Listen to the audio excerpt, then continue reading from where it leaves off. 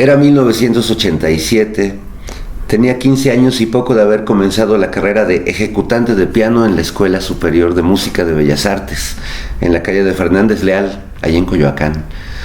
Pocas cosas me ilusionaban tanto como estudiar ahí. Sin embargo, mi paso por la escuela no fue tan agradable como pensaba. Había varias razones, pero una fundamental: no tenía piano. Para ensayar en mi casa había dibujado un teclado en una cartulina que, como el lector podrá intuir, no ayudaba mucho a desarrollar mis habilidades pianísticas. A pesar de esa limitación, aprovechaba al máximo los tiempos en que podía usar alguno de los pianos de la escuela.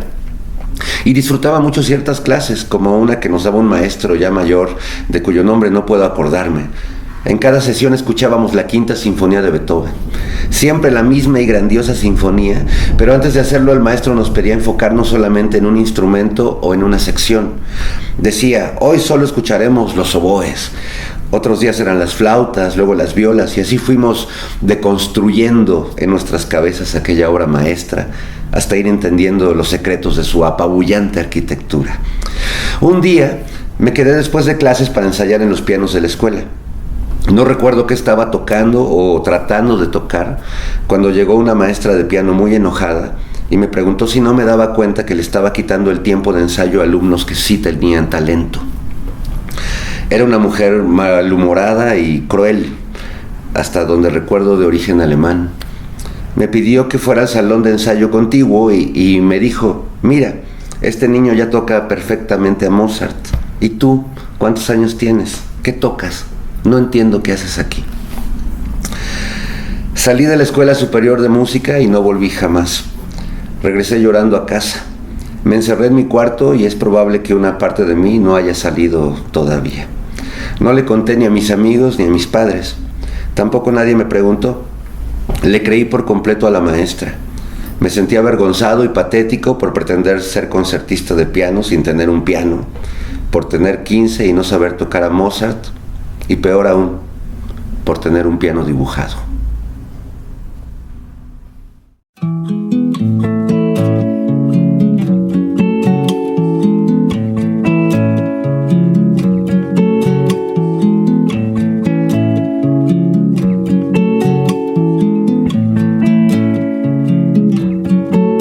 Dicen que todo empezó con una gran explosión. La oscuridad dio a luz, nació una constelación. Yo era polvo estelar, viajaba sin dirección. Buscaba algo que buscar en medio de esta gran confusión.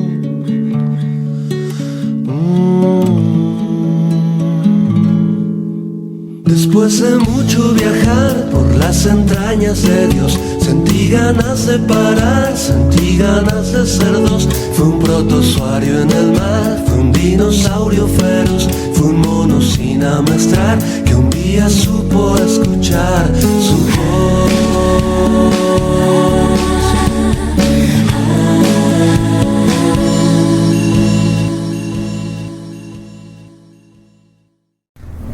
Hola, soy Fernando Rivera Calderón, también conocido como Monocordio, y le mando un saludo a Buscando al Rock Mexicano. Bueno, nací en la Ciudad de México en 1972 y bueno, el rock and roll pues estuvo presente desde antes de que yo naciera, porque mis papás pues son melómanos. Mi mamá sobre todo le gustaba mucho el rock and roll de los años 60, el rock and roll hecho en México. Entonces yo creo que desde antes de nacer ya lo escuchaba, ya escuchaba a los Teen Tops, a los Rebeldes del Rock, a los Locos del Ritmo, y pues eran canciones que fueron como que mi música infantil, ¿no? No solo el rock, mi mamá también oía mucha música mexicana, oía mucho a Lola Beltrán, mucha música ranchera, y mi papá oía pues mucha canción de autor, desde Serrat, Víctor Jara, Facundo Cabral, que era mi ídolo en aquellos tiempos, y un disco que para mí, eso sí responde a tu pregunta, quizás un par, pero uno en particular, que era el Beatles for Sale, una edición que hicieron aquí en México con unos dibujos muy locos, muy psicodélicos, que a mí me fascinaba desde la portada, Y me acuerdo de otro disco que me llamaba la atención, que era el de Creedence, de Creedence, Clearwater Revival, que me gustaba mucho, sobre todo cómo se veían barbones, ¿no? O sea, a mí me preguntaban de niño, ¿tú qué quieres ser de grande? Yo decía, yo quiero tener barba, como Facundo Cabral y como estos güeyes del Creedence, que era mi fascinación en ese momento, pues verlos y escucharlos, porque además para mí eran como una especie de brujos, ¿no? Y luego me acuerdo que mi papá me llevó, pues yo creo que a los 8 años a un Sanborns y me dijo, te voy a comprar un disco, y escogí el Let It Be de los Beatles, con esas 4 jetas ya, que de hecho John Lennon ahí también parecía un brujo. Y no, pues cuando oí ese disco me voló la cabeza, me daba entre miedo y creo que otro disco que marca mi ingreso en el rock and roll, sin duda, y ahí también creo que son 2, es la Tocata y Fuga en Re menor de Bach. O sea, esa pieza máxima del rock universal, ¿no? O sea, es quizás mi pieza favorita en la historia. Y un disco de Chopin, de las polonesas, las mazurcas, los nocturnos. Y hoy justamente en la mañana prendí la tele y estaba un organista increíble tocando la Tocata y Fuga en Re menor, y no deja de sorprenderme cada vez que la escucho. Bueno, creo que algo muy importante en mi infancia fue no solo que en mi casa se escuchaba mucha música y que mis papás pues son melómanos de diferentes géneros, sino que además pues mi mamá canta. Desde que tengo memoria la escucho cantar. Le gusta mucho cantar canciones rancheras, tiene una muy bonita voz.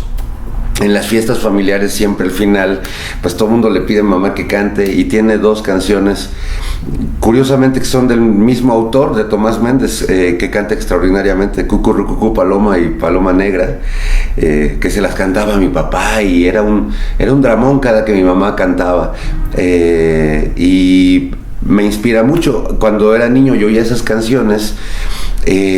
No me gustaba porque son canciones que llevan una carga de dolor de la vida, de desamor, pero ahora a estas alturas de la vida pues escucho esas canciones y no puedo dejar de pensar en mi madre, y de hecho pues uno de mis sueños es poder grabar una versión de Cucurrucucú Paloma con mi mamá. Espero lograrlo en algún momento.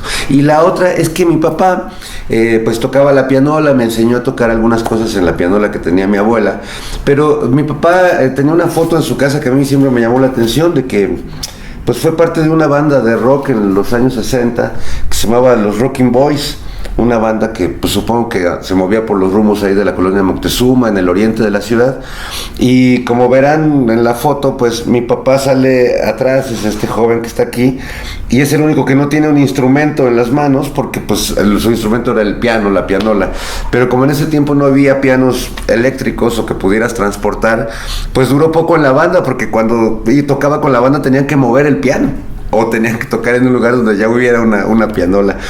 Y se me hace muy curioso que yo también he tenido mis bandas de rock en la vida, así como mi papá.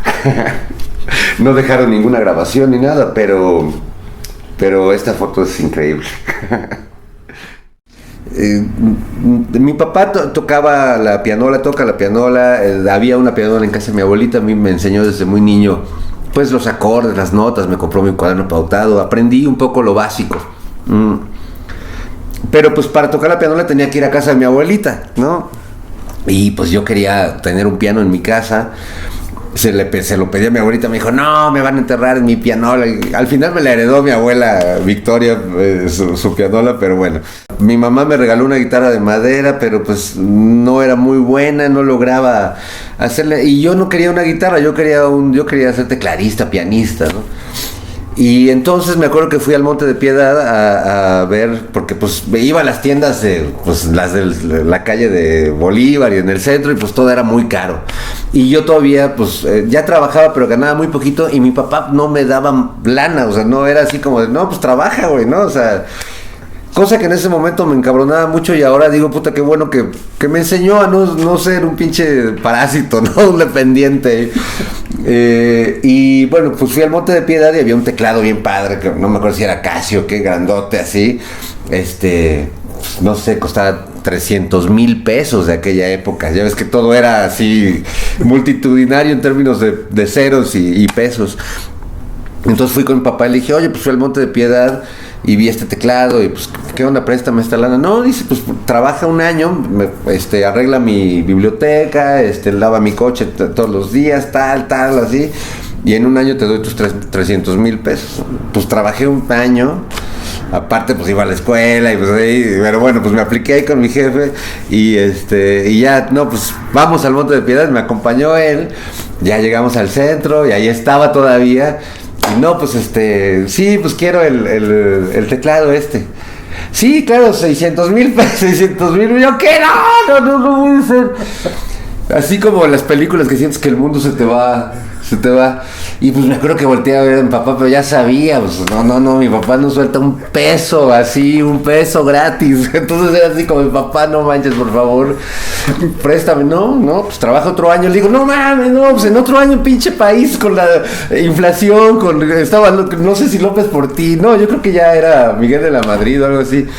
No había manera. O sea, cada año iba a subir el doble y el doble y el doble. Entonces le digo, no, o sea, yo no me voy a ir de aquí hoy sin un instrumento, ¿no? Y me acuerdo que volteé desesperadamente al largo anaquel del Nacional Monte de Piedad y dije, puta, ¿qué? Una melódica, ¿no? Una trompeta, un pinche violín todo roto ahí. Digo, no, ¿qué? Y había una guitarra sonatone, preciosa, ahora la recuerdo con mucho amor, así toda clásica, setentera, hermosa. Y no, pues ¿cuánto vale? No, pues justo 300,000 pesos, ¿no? O 300 algo. Y ya mi papá, no sé si me prestó, me alcanzó.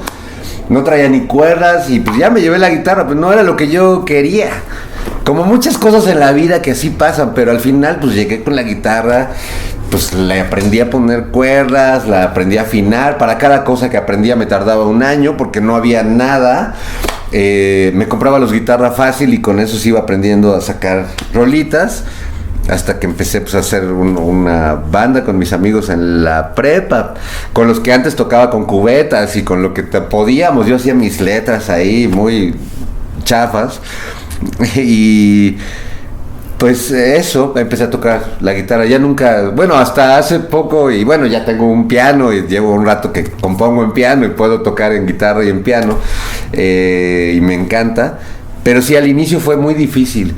Y no porque mi familia viviera en una gran carencia económica, pero sí había como una política por parte de mi papá de no te voy a regalar nada, ¿no? A diferencia de yo, pues por ejemplo, yo con mis hijos, que a lo mejor, no sé si uno hace bien o hace mal, pero bueno, pues ellos desde chiquitos ya tenían una Gibson Les Paul ahí en la sala de su casa, ¿no? Son situaciones e historias distintas. Curiosamente, aunque me costó años poder conseguir una guitarra y luego años ahorrar para comprarme una Gibson Les Paul, que a la semana que me la compré, Armando Vegagil se tropezó con ella y me la rompió, pero, o sea, y años para tener la guitarra que tengo ahora, que es una Gretsch muy bonita, pues se me ha ido la vida con 3 guitarras, ¿no?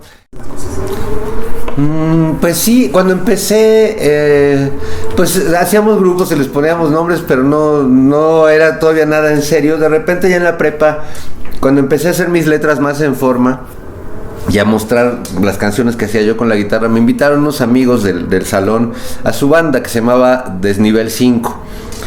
Y tocaban covers de The Cure y de Los Ilegales, una banda española medio punk ahí, que muy buena. Y me encantaban, y entonces pues yo les propuse que nos volviéramos una banda original y que hiciéramos mis canciones y que ellos le pusieran la música. Y así fue unos meses. Yo creo que tocamos un par de veces. Y de plano un día llegué y estaban todos muy serios y me dijeron, no, ¿sabes qué? Ya lo platicamos y pues creo que te vamos a sacar de la banda porque pues no están buenas tus letras, cantas de la chingada y pues no tienes buena presencia y pues mira, me da algo que me da gusto de ese momento tan frustrante en mi vida es que ninguna de las personas que me dijo eso y que me hicieron salir ahí chillando, ninguna se dedicó a la música, ¿no? Todos terminaron pues haciendo labores burocráticas o vendiendo comida o haciendo cosas que nada tienen que ver con la música. Entonces, bueno, pues para mí fue una lección de humildad también, porque sí fue, yo ya me sentía parte de una banda y como que fue empezar de nuevo. Entonces regresé a la prepa, pues muy triste, seguir haciendo mis rolas. Pero un chavo de esa banda de donde me corrieron, como que sí dijo, no, pues es que a mí sí me latían las rolas que sí este güey. Y ese amigo Luis Fernando se volvió el bajista. Bueno, pues le dije, vamos a hacer una banda, yo quiero que se llame El Cuerpo de Cristina. Y tengo unas ideas chidas de unas rolas como muy darks y bueno, pues empezamos a formar El Cuerpo de Cristina. Integramos un amigo que andaba ahí siempre en la prepa, que iba a farolear con sus baquetas, Ramón Picasso. Y pues hicimos nuestra banda.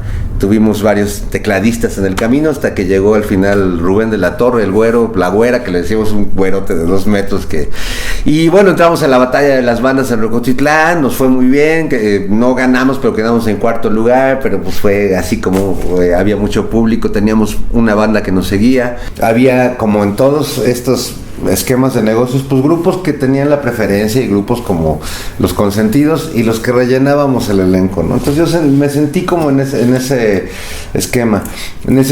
Como grupo, pues nosotros teníamos muy poca formación pues de estudio, o por no decir nula. Necesitábamos realmente un productor, una guía, alguien como que se comprometiera con nuestra música y le hiciera sonar mejor. Eso no pasó.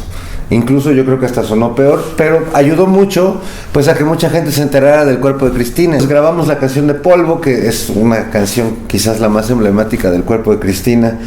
No me acuerdo si grabamos otra para ese acoplado, debió ser que La Ley del Deseo, supongo.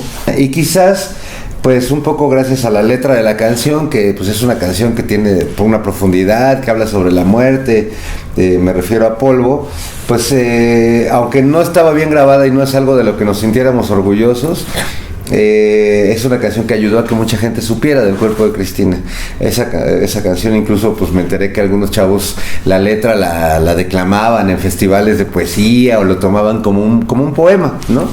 Y luego pues para mí se volvió una canción muy especial porque en El Cuerpo de Cristina pues 2 de los integrantes del grupo fallecieron y pues es como que digo, qué loco que con ese grupo, pues siendo muy chavos, que le cantábamos a la muerte y la muerte se nos apareció en algún momento, ¿no?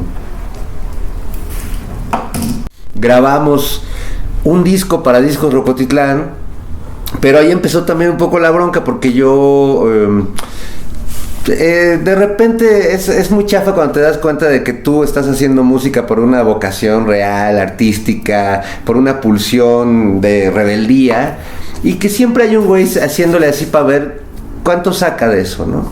Y los hay a todos los niveles, desde la gran industria hasta los niveles medianos. Y en ese tiempo pues nosotros firmamos con Discos Rocotitlán, que supuestamente tenían una cosa con Warner o con una disquera grande.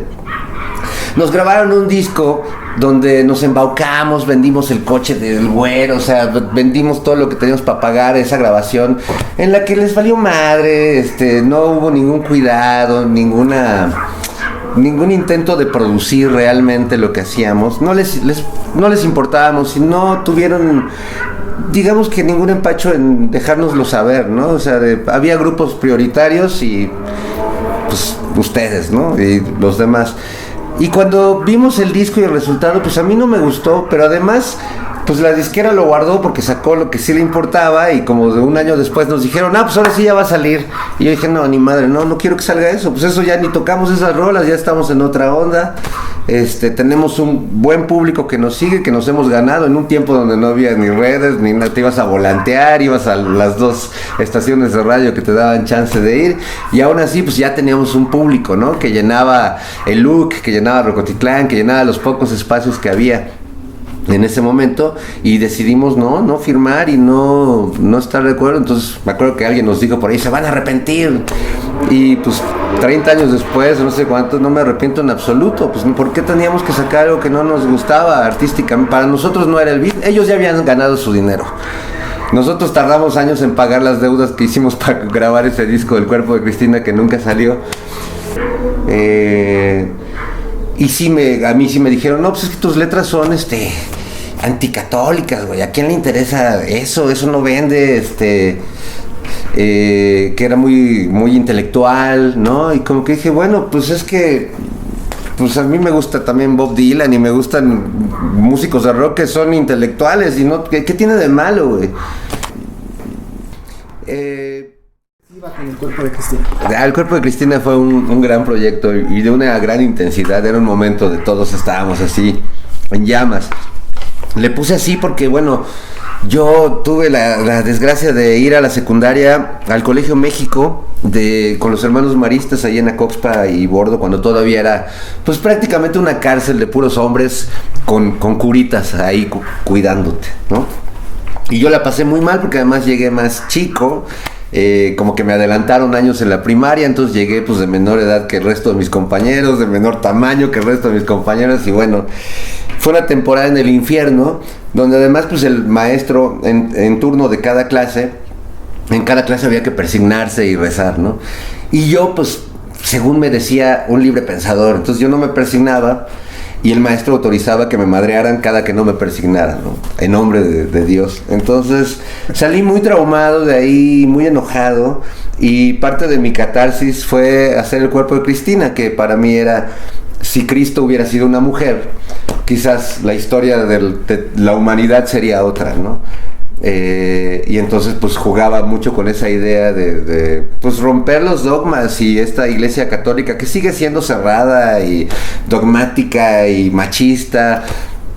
Entonces pues el cuerpo de Cristina representaba eso, y mis letras eran pues letras muy fuertes que hablaban de ángeles violadores y de un Dios que se divertía y quizás necesitaba del infierno para poder existir, y pues, todas mis teorías que venían un poco pues de esa educación religiosa a huevo que tuve en la secundaria en medio de pues mucho bullying, mucho abuso, ¿no? de mis compañeros en ese tiempo.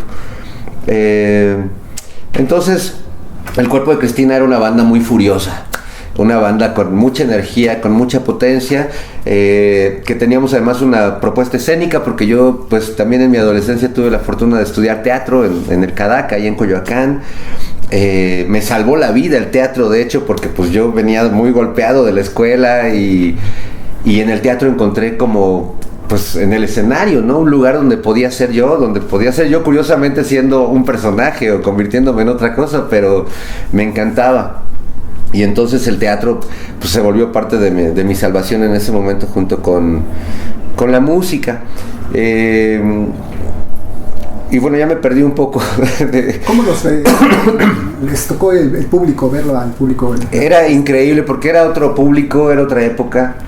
No había pues celulares, ¿no? Era curioso, ¿no? Íbamos al Chopo, íbamos a otros conciertos a repartir nuestros volantes de boca en boca, y pues era pues como teníamos toda una propuesta escénica, justamente, que salíamos como cadáveres, o yo salía luego en un ataúd, me iban cargando, o salía un señor flagelándose, o éramos unos maniquís cubiertos con sábanas. Siempre había como una temática entre terrorífica, mística, pues que a mí me encantaba, y que hacía que pues mucha gente nos fuera a ver y se hiciera como muy fan a la manera antigua, ¿no? De que pues hasta se vestían como nosotros, que usábamos como ropa del siglo XIX, como vampiros, ¿no? Y pues nos empezó a ir muy bien en el circuito de los pocos lugares que había en ese momento, en el IMER, que siempre prestaba sus instalaciones para hacer conciertos, en ¿cómo se llama? Rocotitlán, en la última Carcajada de la Cumbancha, un poco después en el Antro, y bueno, tocamos con todas las bandas, nos convertimos como en el abridor, llegábamos a cerrar también, pero pues nos tocó ser el abridor por excelencia, pues de Caifanes, de Santa Sabina, de Los Amantes de Lola, de La Maldita Vecindad, de Los Rostros Ocultos, de Kenny. Tocamos con todos, pero éramos muy chamacos. Quizás nuestro mejor concierto, o el que más me marcó a mí en esa época, fue cuando en el Auditorio Lomas Verdes le abrimos a los Caifanes, pues en la época creo que del Diablito, ¿no? O sea, hubo portazo, y fue la primera vez que, cantando las rolas del cuerpo de Cristina, yo me acuerdo que le pedí al público que cantara algo y que aplaudieran conmigo, y no sé, 15,000 chavos empezaron a cantar algo y me acuerdo que volteé a ver a mis amigos así como, no mames, sí es cierto, sí pasa, ¿no? O sea, la gente está cantando, ¡ah! ¿Qué hacemos? Y fue muy emocionante, muy emocionante. Al final, bueno, desde el inicio, ahí los Caifanes, que en ese momento eran nuestros máximos ídolos, nos saludaron, y el Saúl se portó muy bien, y el Markovich así de, ay, qué pedales usas, y, o sea, era nuestra noche de sueño. Y luego al final, en el portazo, y era la primera vez que nos iban a pagar, muy chido, un concierto. Entonces estábamos felices de que ya habíamos hecho todos planes de qué nos íbamos a comprar, y resulta que en esa noche pues hubo portazo y la banda se brincó una barda agarrando un coche de escalera, el coche de Moncho, nuestro baterista, que terminó convertido en un sándwich, y pues toda la lana que ganamos se fue para arreglar el coche del Moncho.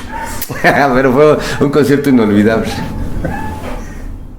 Bueno, hay una historia muy simpática que yo creo que pocos recuerdan, pero cuando tocaba en Rocotitlán con el Cuerpo de Cristina, vivimos un episodio muy loco con los Amantes de Lola.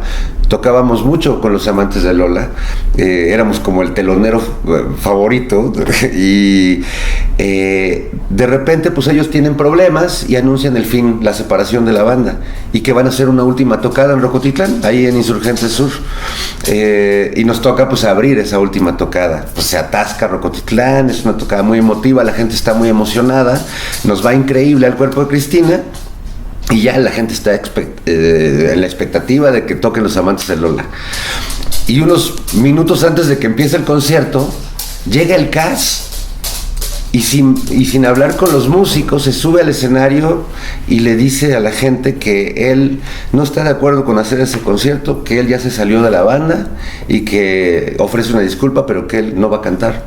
Y se baja del escenario y se sale de Rocotitlán y se va. Y el público se queda, o sea, el Rocotitlán lleno, el público está sacadísimo de onda. Nosotros que acabamos de tocar también, entonces yo veo lo que acaba de pasar y entro al camerino y está el resto de los Amantes, Gazú y Fernando, que justamente acaba de fallecer hace muy poco. Y bueno, pues la banda ahí, ¿qué hacemos? ¿Cómo? Este güey se fue, o sea, le acaba de decir a la gente que no va a cantar.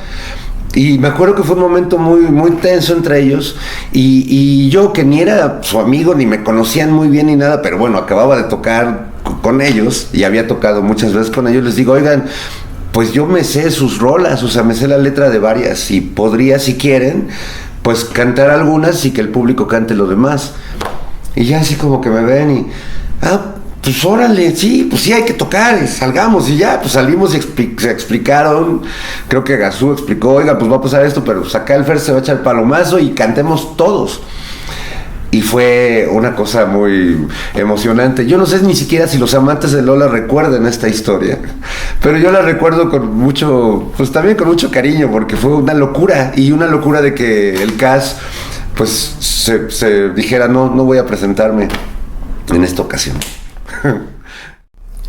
Bueno, con Markovich la historia fue padre porque ya habíamos hecho, creo que el disco con Discos Rocotitlán, que había producido Mark Rodamilans, que se quedó enlatado un rato. Cuando ya lo quisieron sacar, nosotros ya no quisimos, no nos gustó cómo quedó, en fin. Pero en ese lapso entramos al concurso Valores Bacardí, porque pues el concurso quería como legitimarse teniendo grupos de rock. Hicieron unas selecciones en Rocotitlán, quedamos pues los Lagartos, Limbo Samba, nosotros. Y bueno, pues participamos en esto.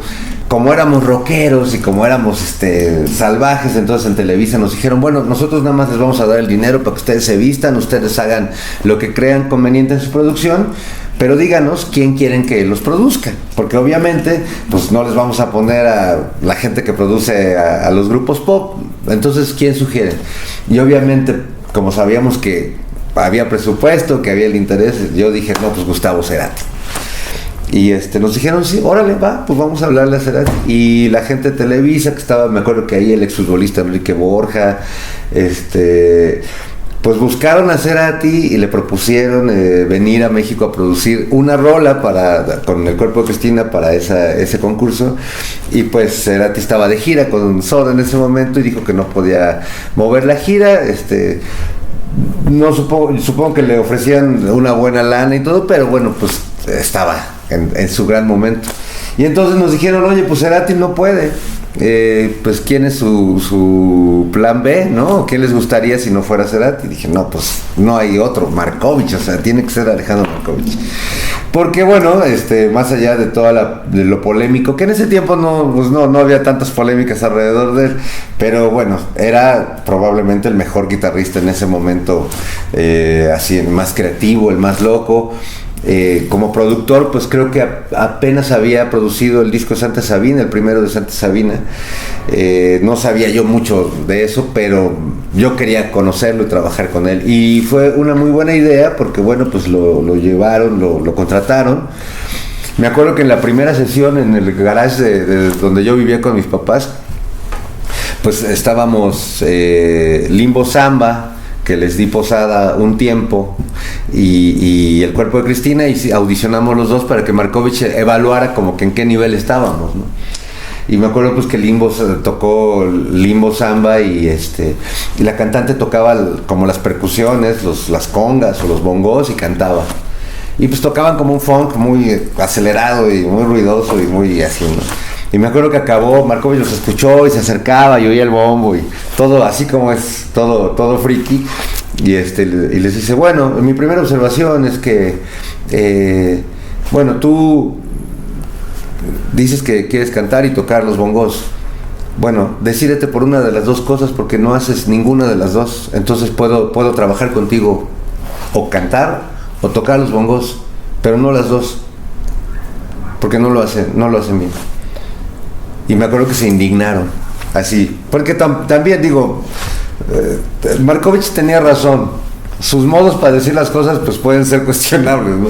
Entonces me acuerdo que los de Limbo Samba se indignaron y dijeron, no, pues no nos pareció lo que nos dijiste y nos vamos. Y me acuerdo que se retiraron, ¿no? Ya no quisieron trabajar con él. Entonces nosotros que estábamos ahí dijimos, puta, pues la que nos va a tocar ahorita. Y sí, efectivamente tocamos y pues se puso. No, me dice, ustedes no tienen ni idea de que el bombo tiene que ir amarrado con el bajo, ¿verdad? O sea, el bombo va por acá, el bajo va por allá. No, tenemos que trabajar eso, cada parte de la canción. Y no, tú tienes problemas para tocar la guitarra, tenemos que trabajar, pero bueno, pues ya, sus compañeros ya dijeron que ellos no están dispuestos a aceptar la crítica, ustedes díganme si les parece, y si no, pues de una vez aquí, no, güey, claro, pues queremos aprender.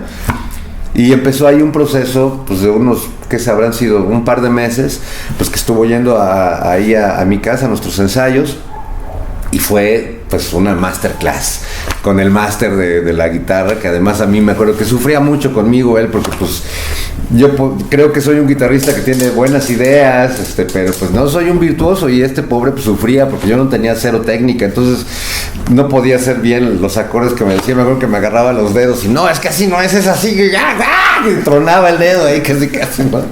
Era un maestro rudo, pero yo la verdad le aprendí mucho. También en medio de eso pues platicábamos de política, platicábamos de muchas cosas, no siempre hemos estado de acuerdo en muchos puntos, pero siempre hemos platicado, y siempre me ha parecido un tipo que en medio de todo tiene, bueno, como músico es insuperable, creo que tiene facetas muy, muy padres.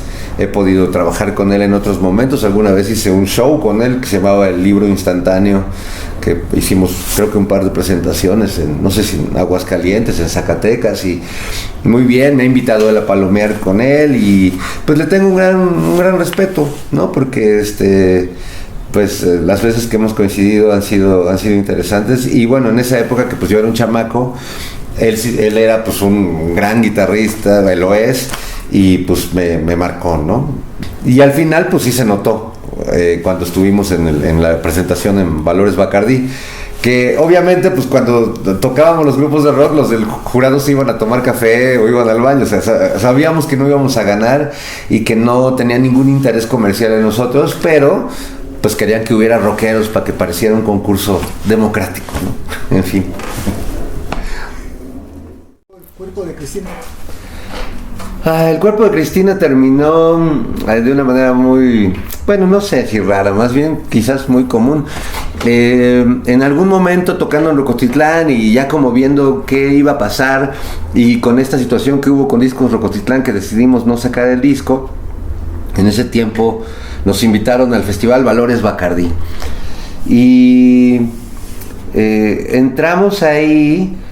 Obviamente nos fue mal, a mí me sirvió mucho porque fue como conocer ese mundo de Televisa, pues del que te dan varo para comprarte ropa, de esa frivolidad, pero también porque te engancha, ¿no? Porque pues es muy tentador, pues todo ese mundo de Oropel. Y justo salimos de ahí como que pues ya empezó a haber diferencias grandes entre los compañeros, porque pues claro que ya habíamos salido en la tele, nos entrevistaban, que famositos de nada, ¿no? Porque pues, pero bueno, uno se cree que es la gran cosa. Y yo como que decía, bueno, es que yo lo que quisiera es hacer canciones. A mí la verdad me vale un poco madre si nos firman o no, yo quiero seguir haciendo música. Aquí en Televisa pues en realidad les importa que nos veamos o guapitos o raritos, pero la música les vale madre. Y en eso, pues sí, yo hablé con mis compañeros y les dije que yo sentía que la música no era lo de ellos, que ellos no estaban ahí por la música, que querían ser famosos, o que querían tener muchas novias, o que querían tener dinero. Y estaba chido. Y en ese momento además, una vez nos fue a ver Amparo Rubín, la famosa compositora de Timbiriche y todo eso, nos fue a ver a nuestro ensayo, al Cuerpo de Cristina, porque estaba buscando músicos para un proyecto que ella estaba haciendo. Y escogió a todos los músicos menos a mí, para un proyecto que se llamó Frida y los Instintos, que lanzaron en Televisa, muy onda Alejandra Guzmán, en esa onda. Y a mí no me eligieron porque pues yo nunca fui muy buen instrumentista, pero sí me acuerdo que Amparo Rubín me dijo, oye, compones muy buenas rolas y además tu voz, tu tono de voz está muy padre. O sea, no te bajones porque no te escogimos para esto, más bien, o sea, yo lo que te digo es sigue en este pedo. Se me hizo muy chido que la señora me tirara esa buena onda porque pues éramos unos güeyes tetos ahí que no sabíamos nada. Y pues ahí se separó. Mis amigos del Cuerpo de Cristina todavía tocaron un rato en Mood Televiso con Frida y los Instintos, no sé si todavía siguieron un rato más y luego ya pues se dedicaron a otras cosas, ¿no? Y yo en ese tiempo pues entré en un vacío estaba haciendo rolas muy depresivas, muy así bajoneadas. Todos los antiguos fans que tenía el Cuerpo de Cristina salieron huyendo en cuanto oyeron las cosas que... Pues yo estaba como en cambio, ¿no? O sea, algo estaba pasando dentro de mí. Pero pues también sentía que a lo mejor la música no iba a ser el camino. Y desde tiempo atrás yo escribía y trabajaba en el periódico El Nacional y escribía en la revista Arena de Lucha Libre. En esa editorial surgió la idea de hacer una revista que me tocó ponerle nombre, que fue La Mosca en la Pared, que pues me tocó diseñar editorialmente mucho de esa revista y ser una parte importante de esa primera época, ¿no? Que creo que fue una revista pues que marcó un antes, ¿no? O sea, como una revista importante en términos de cultura y de contracultura. Y de ahí pues me seguí en el periodismo, me fui a la revista Switch con Benjamín Salcedo antes de que hiciera Rolling Stone, y de ahí me hablaron para que fundara Milenio y que les propusiera una sección. Entonces pues yo les propuse hacer una sección que se llamaba Mil Cosas Más, que luego se llamó QRR y El Ángel Exterminador, e invité a varios amigos de la universidad como a Berito Massa, a Rafael Tonatiu, más tarde jalé a Jairo Calixto Albarrán, a Lalo Limón, a varios cuates que empezaron a publicar ahí. Y pues yo estaba ya muy metido en el periodismo, de pronto ya estaba muy metido en el periodismo, pero en ese tiempo también pues estaba yendo a la universidad, estaba estudiando una maestría, andaba como muy atareado, trabajaba en el periódico, pero bueno, pues sí, estaba pensando qué iba a hacer en la música y si iba a tener otra banda. Y me acuerdo que un día, no sé si venía de la UNAM o cómo que es, que la cosa es que me quedé dormido y me pasé de donde me tenía que bajar y pues me bajé como por el Parque Hundido y pues tenía que caminar hacia la Glorieta de Insurgentes, ya no traía varo para otro camión, entonces pues eso de pues voy a caminar. Y entonces voy caminando por Insurgentes y voy pasando al lado de Rocotitlán y oigo una música bien chida, así como una voz como angelical y wow, ¿qué es eso? Y estaba seguro que era un disco que le habían subido así de algún artista muy cabrón. Pues así como las caricaturas cuando huele a pizza y vas así, pues así oyendo eso, subí las escaleritas de Rocotitlán para descubrir con sorpresa pues que era una banda que estaba tocando ahí en vivo, no sé si era un martes o miércoles en la noche, con pues la banda tocando, pues sí, bien normal, pero con una cantante así brutal, extraordinaria. que se llama Midori Gibovich. Y wow, pues quedé impactado. Pues ya me quedé ahí al concierto, los fui a saludar, me hice amigo de ellos. Me impactaron tanto que les dije, quiero ir a ver un ensayo de ustedes. Los fui a ver un ensayo y ahí me contaron que su guitarrista se iba a ir y que necesitaban un guitarrista porque tenían una tocada en el Teatro de la Ciudad en 2 semanas por un festival del Día de la Mujer. O bueno, no sé si ya había el Día de la Mujer que se celebra, que se conmemora actualmente, pero bueno, era una conmemoración del Día de la Mujer y era un concierto de mujeres en el rock y habían invitado a Mística porque Midori era la cantante. Entonces les dije, pues órale, yo le entro, pues no tenía banda, entré de guitarrista suplente, tocamos un poco como Mística, pero pues Mística colapsó. Porque era un grupo que, como todos los grandes grupos, pues era un caos interno y una cosa de una intensidad imposible. Pero al poco tiempo que terminó Mística, pues yo le dije a Martín Durán, el bajista de Mística, oye, ¿por qué no vamos a otra banda? Invitamos al Children, que habíamos conocido al Children, que con su hermano Juan Manuel Ledesma, pues que ellos andaban ahí en la palomilla pues sí, de todos los que estábamos tocando en ese momento. El Children se llama Luis. La otra vez vi que lo entrevistaron y contó una historia de que no sé quién le puso Children, pero no, pues le puse yo porque todo el tiempo decíamos, oye, Luis, vamos a ensayar a las 4, Children. Oye, güey, ¿tienes un churro? Children, güey. Oye, güey, ¿qué onda? Tu abuelita, no, oye, ¿verdad? Children, güey. No, o sea, todo era Children, güey. Entonces ya le empecé a decir, oye, dile al Children que no sé qué. Y ya de repente todo el mundo ya le decía el Children. Pero además le va muy bien, incluso ahora que ya no está en Children. Y entonces Martín, el Children y yo hicimos La Oveja Negra. Luego cometimos, pues no fue una locura porque Midori es una gran cantante, pero sí es una locura porque pues es una locura la intensidad con la que Midori pues navegaba en esos tiempos en el mundo del rock. Entonces se integró Midori, se integró Chucho Roldán, que venía de Los Lagartos, que estuvo un rato, también explotó y casi nos rompe la guitarra en la cabeza un día, pero bueno, entró un rato. Entró el Blue en el saxofón, que era saxofonista de Los Rastrillos en ese tiempo. Y puta, ya no me acuerdo quién más, pero estaba la banda así brutal, así, y era como un funky con mis rolas más folk. Y en ese tiempo surgió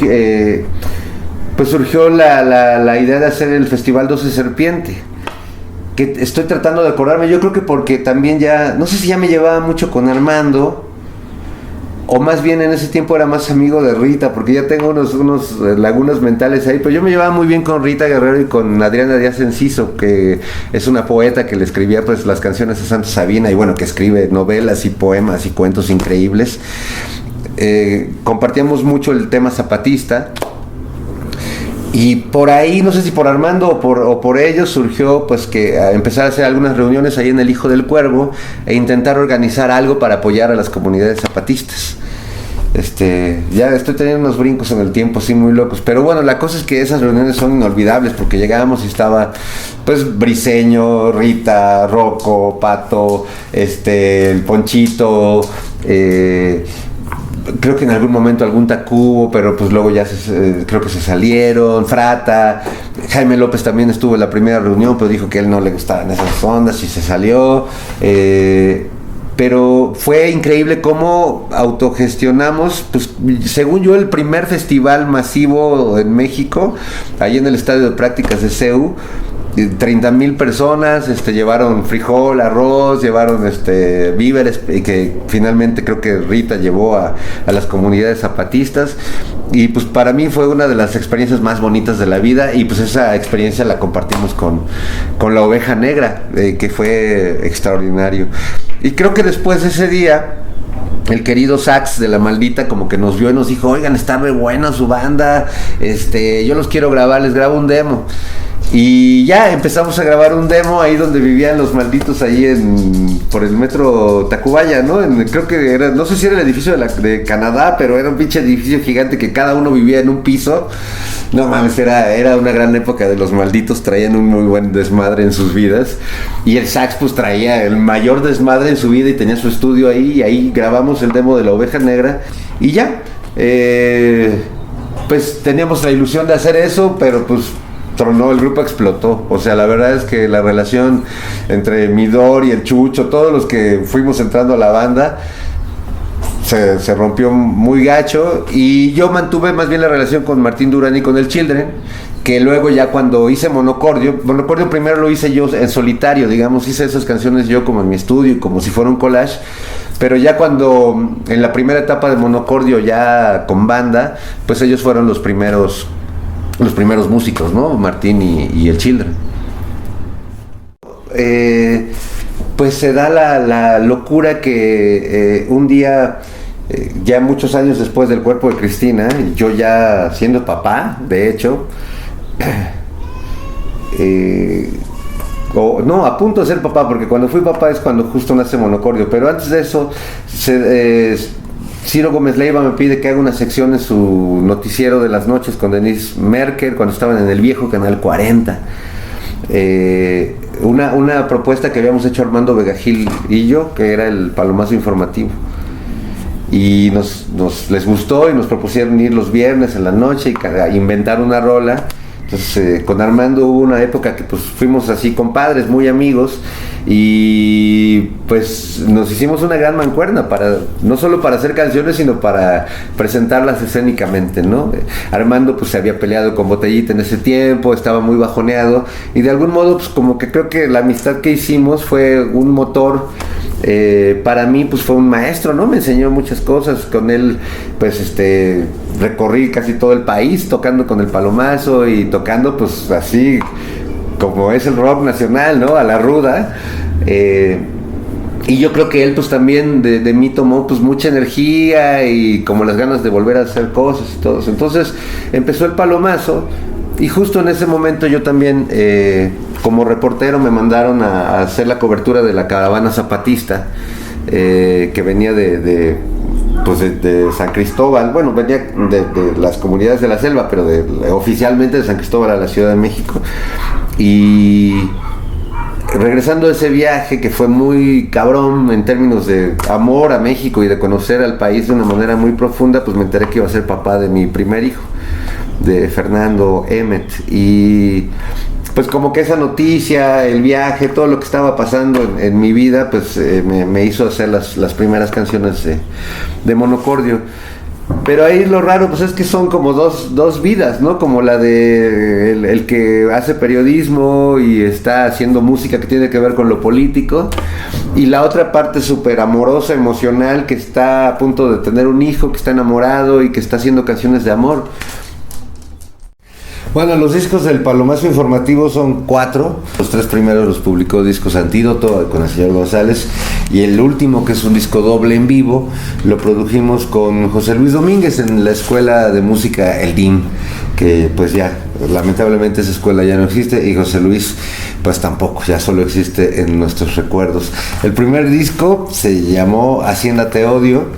Es un disco muy divertido, que además tiene el formato como de un programa de radio, es un collage en términos sonoros, muy interesante, pero en términos de diseño gráfico pues es una belleza, porque hice junto con mi expareja Claudia Sánchez, hicimos un periódico literalmente. Entonces si abres el disco, pues te encuentras un periodiquito pequeño, el Palomazo Informativo, Hacienda Te Odio, El Jefe Diego se confiesa, La Globalicumbia, venían las fotos, acá aparecemos pues el Martín, el Armando, su servilleta, el editorial, Bolero de Hacienda, un collage muy padre que hizo Claudia Sánchez, las letras de las canciones, y como un periódico, pues su crucigrama, bueno, un periódico antiguo, ¿no?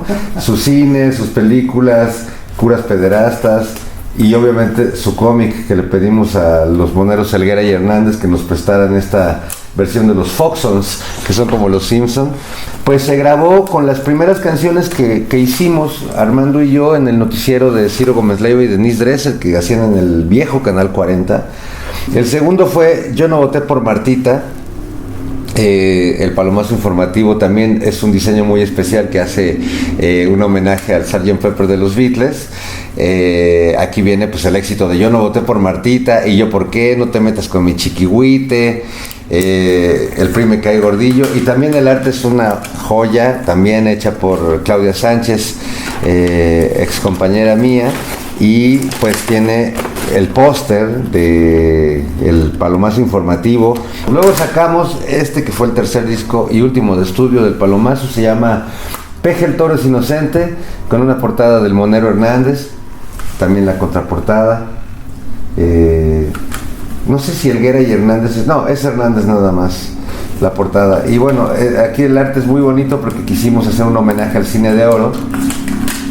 Viene la de Peje el Toro es Inocente, Complot, Martita dice adiós, ¿por qué nunca ganamos nada? Y son puros carteles de películas que hizo, creo que nada más los hizo Hernández, sí, nada más el Monero Hernández. ¿Qué te ha dado ese chofer? Nosotros los medios con López Dóriga y Loret de Mola, el Mil Amores con Carlos Ahumada, Bejarano y Chayito. Bueno, la sinopsis, todos tenían un texto, Los Tres Sin Gracia. Carlos Slimes, Ahora Soy Rico. Y bueno, un montón de caricaturas que nos hizo el querido Monero Hernández, que le quedaron increíbles en este tercer disco. Esta es la trilogía del Palomazo, y ya encarrerados, pero ya alejados también de Antídoto, hicimos este disco en vivo que grabamos en un concierto que dimos, un concierto como de 4 horas que dimos en el DIM, completamente intoxicados, muy borrachos, un concierto que además el presentador fue Carlos Loret de Mola, cosa que pues ya es imposible que suceda hoy en día. Y bueno, es un concierto muy divertido, muy incorrecto políticamente. Hoy estaríamos funadísimos por publicar esto. Y el arte es una joya también. Es un óleo que hizo el maestro Luis Fernando, donde se retratan pues el inframundo, el infierno, donde está Fox, Martita, AMLO con sus orejas, con sus alas de escobita, Salinas de Gortari, Felipe Calderón, el mundo real, donde vemos pues la contaminación del Cerro del Chiquihuite, el helicóptero del que era secretario de Gobernación en ese tiempo cayéndose, la policía extorsionando, los cerdos acá, las manifestaciones, y el cielo con los 3 palomazos ya encuerados. Sí, hubo una época muy bonita con el Palomazo, que hay una foto entrañable con Lino Nava y nosotros vestidos como película de Pedro Infante, creo que los tres huastecos, ¿no? Y bueno, pues esa es la pequeña, muy intensa, muy incorrecta obra del Palomazo, que pues es la crónica de esos años, de los primeros años del foxismo, pero pues en el Palomazo empezaron a haber diferencias. Tuvimos un punto de inflexión que fue cuando en el W nos proponen hacer El Hueso, que Armando pues primero no quiere y luego ya sí quiere, y bueno, pues hace un desmadre ahí, ya no entra finalmente el Al Hueso, y luego ya viene una ruptura pues bastante innecesaria y bastante absurda conmigo, pero bueno, pues nos distanciamos. Para ese momento ya estaban encarrerados algunos proyectos, como era la película de Botellita de Jerez. Yo había tocado, de hecho me habían invitado a una tocada que hicieron en el Teatro Metropolitan, muy hermosa, donde se juntaron todas las botellas, y pero estaba Sergio, estaba Paco, estaba Armando, y me acuerdo que me invitaron a tocar un palomazo con la guitarra en algún momento, que estuvo increíble, estuvo Sabor Romo, estuvieron fue un gran momento de la botella, como de unión de todas sus etapas, ¿no? Cosa que no ha vuelto a suceder y que quién sabe si puede volver a suceder. Entonces yo me acuerdo que participé en ese concierto de Botellita y íbamos a participar en la película. Lo primero que se planteó fue hacer la rola del Guacarroc del Santo. Hicimos una versión que por ahí está, se puede escuchar afortunadamente, y pues nos gustó mucho el resultado, pero fue en ese, incluso yo creo que íbamos a participar en la película como extras, íbamos a salir ahí, pero pues ahí se dio ya el distanciamiento mayor, y pues quedó, digamos que esa canción como la última entrega del Palomazo, antes de que pues no solo se rompiera el grupo, se rompiera la amistad y se acabara el DIM donde grabamos esa escuela. Nuestro amigo que nos juntó para hacer justamente ese Guacarroc del Santo, que lo grabamos pues con la producción de José Luis Domínguez ahí en la escuela El DIM, aquí muy cerca de Churubusco y Tlalpan. Yo puedo hablarte del Armando que conocí, del Armando que yo quise y del Armando que fue mi amigo. Creo que Armando era un ser complejo, quizás era muchos. Y yo, la última etapa ya de su vida, pues tuvimos un distanciamiento muy fuerte, que además pues del que no quisiera realmente abundar mucho. Pero el Armando con el que me quedo, pues bueno, pues me parece que era un tipo fuera de serie, extraordinario. Lo conocí viendo Botellita de Jerez en los mejores años de Botellita de Jerez, por ahí a finales de los 80, infinidad de veces en el Museo de Culturas Populares, en el Arcano, en el viejo Rocotitlán, en tocadas en apoyo a cualquier movimiento social o político que hubiera. Me sorprendía mucho su gran capacidad histriónica, que era un actor, pues un gran actor, y que además pues él, tanto Sergio como Paco, pues lograron de esas cosas que pasan muy pocas veces en la vida, ¿no? Una banda perfecta. Quien los vio, quien disfrutó de ese momento, hablo de ese primer momento. Para mí sí, ya las demás botellitas, tampoco voy a hablar de eso, pero no tiene nada que ver con esto de lo que yo estoy hablando. Me sorprendió mucho la primera vez que lo conocí, que el gran histrión y el gran payaso que era arriba del escenario, bajándose del escenario se convertía en una persona completamente seria y apagada y un poco amarguras. Ahí empecé a conocer a los primeros dos Armandos que conocí, al Armando arriba del escenario, que era impredecible y espectacular, genial, y el Armando de abajo del escenario, que pues pasaba buena parte de su tiempo quejándose de las cosas que no le gustaban. Siempre creí que Armando podía ser pues uno de los grandes escritores de su generación si seguía lo que traía ya de origen, que era un enorme y muy escatológico y muy depravado sentido del humor, que muchos conocimos en esa columna, que por cierto yo lo invité a escribirla en la revista La Mosca, que era el diario íntimo de un guacarro, que yo le propuse a Armando, oye, ¿por qué no te avientas una columna? Y empezó esa columna que terminó convertida en un libro. Bueno, para mí ese estilo de escribir de Armando lo hubiera convertido, es mi muy humilde opinión, en el Armando Ramírez o en el José Agustín de esta época contemporánea.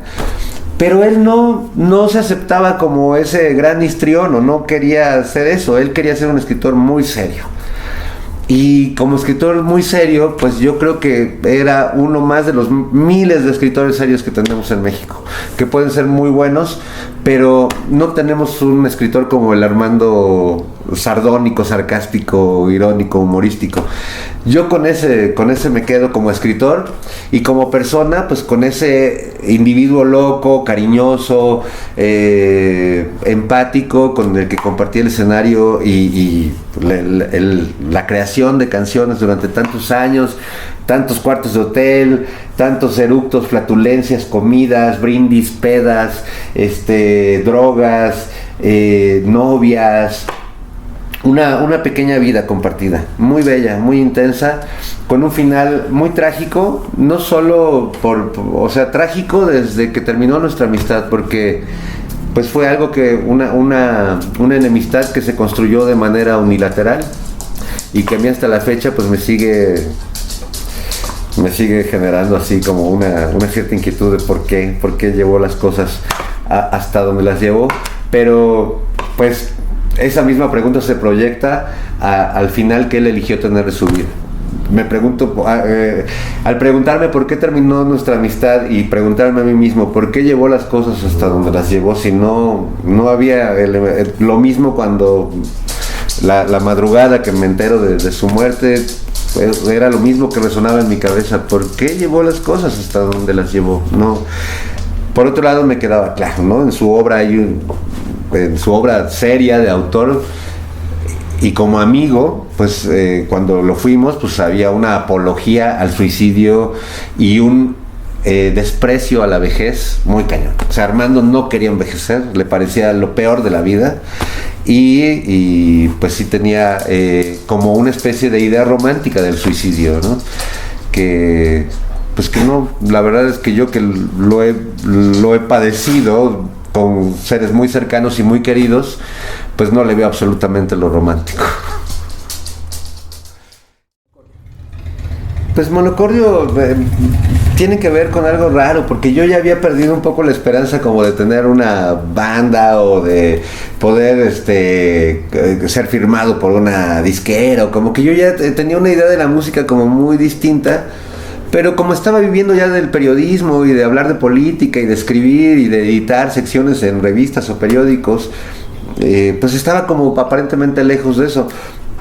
El enterarme que van a ser mi hijo, mi primer hijo, el hacer este viaje por todo el sureste y el sur de México, estar como muy enamorado, ¿no? de mi compañera en ese momento, pues me hacen grabar unas canciones. Como que yo en esa época me sentía como muy nihilista, un poco hasta cínico con la realidad política del país. Como que sentía que quizás ya no había salvación, que ya no había solución.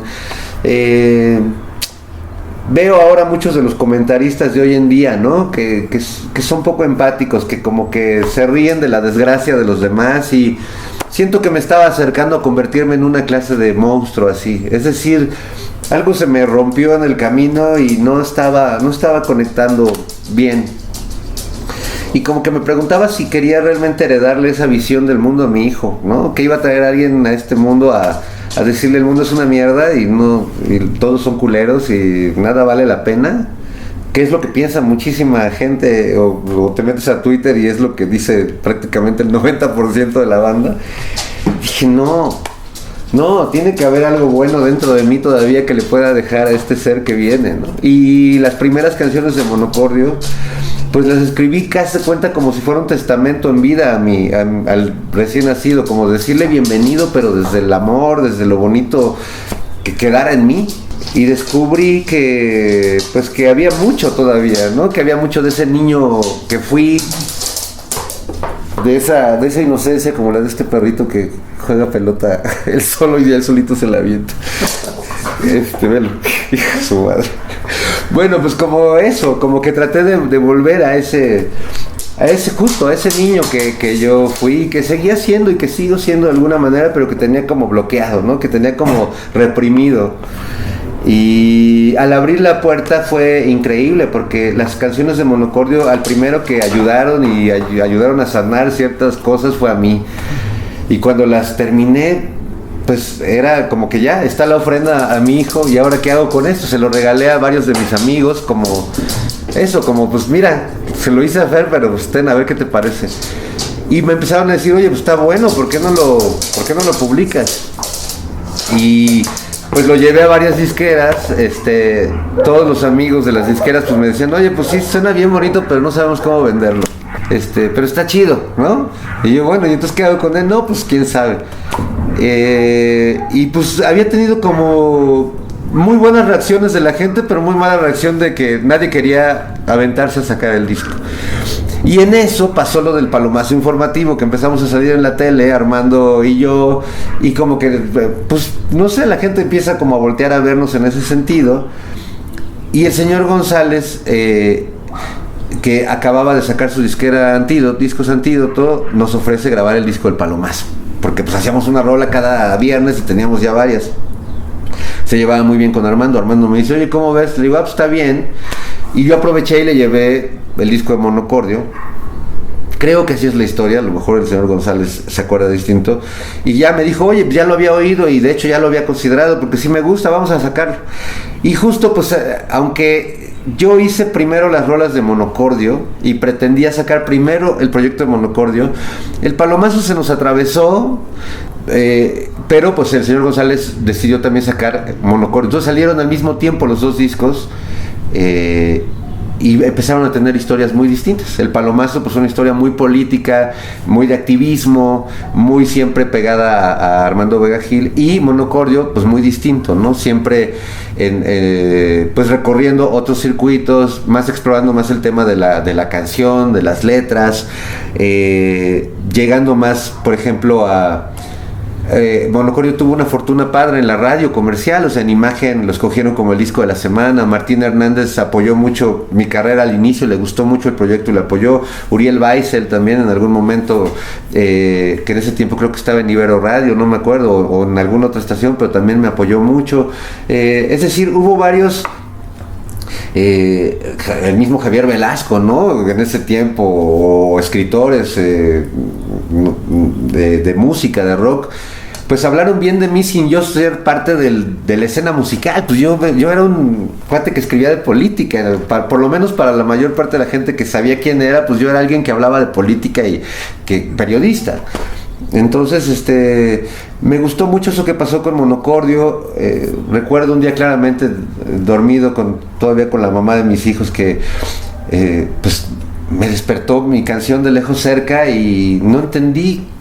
O sea, no entendía por qué estaba sonando mi música. Pensé que era el despertador, pero como que no sabía qué había pasado, y de repente oí la rúbrica de Imagen y lo habían escogido el disco de la semana, y fue la canción con la que pues sí tenía mi despertador puesto con la radio, pero en la radio habían transmitido mi canción y puta, fue como muy emocionante. Y más adelante con mi siguiente disco en Reactor también pues escogieron mi canción La Hora del Tiempo como sencillo y empezó a estar en alta rotación, pero pues sin nada, ¿no? O sea, ya sabes que en la radio tienes que pagar y payola. Afortunadamente los medios públicos, en esa época no, porque ha habido otras épocas donde también los medios públicos se pasan de lanza, ¿no? Pero en esa época yo tuve la fortuna de que la gente, Rulo, creo que estaba, no sé si Camilo o Marcelo Lara, pero bueno, fueron como muy, por lo menos en el caso de Monocordio, le gustaba a la gente, pues lo pasamos más, y pues mis rolas llegaron a estar en alta rotación, tanto La Hora del Tiempo como Escalera, como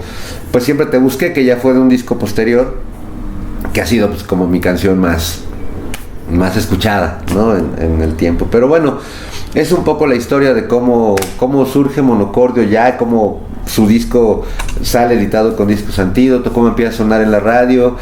Lo empiezan a utilizar también para algunas películas, las canciones de Monocordio, que también es algo muy bonito, que mi música se usa mucho también para cine, para ilustrar momentos cinematográficos. Creo que mi música es como muy visual, y como yo no hago videoclips porque no tengo presupuesto para hacerlos, y a mí me interesa que el público haga su videoclip en la cabeza con mi música, se me hace muy bonito que de todas formas los cineastas o algunos cineastas utilicen mi música para sus películas. También está un corto muy bonito. De hecho, ha aparecido mi música en varios cortos, aunque así de momento recuerdo La Teta de Botero, que dirigió Humberto Busto, que actúa Humberto Busto con Patricia Reyes Espíndola. Es un corto extraordinario, donde al final aparece mi canción Viva la Vida, que invité a cantar a mi adorada Jazmín Solar. Luego también hice un cameo en la película, ahí no fue mi música, sino que salí ahí como de malviviente, en una escena con María Aura y con Kuno Becker, en Las Paredes Hablan, de Antonio Zavala Kugler, que eso pues fue nada más una pinche pachequez, una locura. Hice música para una obra que fue muy premiada en su momento, que se llamaba Cáncer de Olvido, que dirigió Víctor Salcido, y bueno, yo hice un tema en específico con el que cerraba la obra, que se llamaba justo así, Cáncer de Olvido, y bueno, también creo que por ahí anda esa canción. La música de La Hora del Tiempo me la pidieron en Canal 11 para que fuera la música de la serie La Fonda Su Silla, que salió, pues creo que fue en los 2000, y fue una serie, pues una producción de Canal 11 muy exitosa, muy padre, y pues fue muy bonito que me pidieran usar la música de Monocordio. Y bueno, pues creo que sí te conté que recientemente en HBO Max utilizaron mi adaptación, mi versión de Deja que salga la luna de José Alfredo Jiménez, en uno de los momentos más bonitos para mí de la serie de Como Agua para Chocolate, que es esta producción pues de Endemol y Salma Hayek y etcétera. Entonces, bueno, es un poco mi paso por los medios audiovisuales como músico. Bueno, la primera canción que me grabó otro artista es una canción que se llama Solo, que cantaba con el Cuerpo de Cristina. Era parte del repertorio del Cuerpo y había una banda que era muy fan del Cuerpo que se llamaba Los Lagartos. Finalmente nos llevábamos muy bien con ellos y ellos grabaron una versión de Solo, muy, muy buena versión, en su disco Pelotas, que fue creo que su segundo disco.